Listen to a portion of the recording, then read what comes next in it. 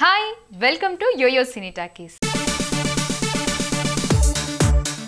Garuda Express, an international courier service.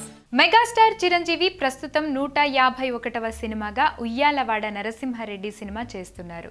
రాయలసీమకు చెందిన స్వాతంత్ర సమర యోధుడు ఉయ్యాలవాడ నరసింహారెడ్డి జీవిత కథను సినిమాగా తీస్తున్నారు.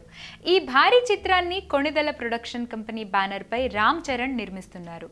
పరుచూరి బ్రదర్స్ కథ అందించిన ఈ చిత్రం కోసం సాయి మాధవ్ బుర్రా, వేమారెడ్డి, కన్నన్ తదితరులు స్క్రిప్ట్ వర్క్ చేస్తున్నారు. ఈ భారీ చిత్రానికి స్టైలిష్ డైరెక్టర్ సురేందర్ రెడ్డి దర్శకత్వం వహిస్తున్నారు. అయితే ధృవ సినిమా చేసినప్పటి నుంచి చరణ్, సురేందర్ రెడ్డి మధ్య మంచి అనుబంధం ఏర్పడిందని, అందుకనే చిరంజీవితో చరణ్ నిర్మించనున్న ఉయ్యాలవాడ నరసింహారెడ్డి సినిమాకి దర్శకత్వం వహించే అవకాశం సురేందర్ రెడ్డికి ఇచ్చారని చెబుతున్నారు. కానీ దీని వెనుక ఇంకో కారణం ఉందట.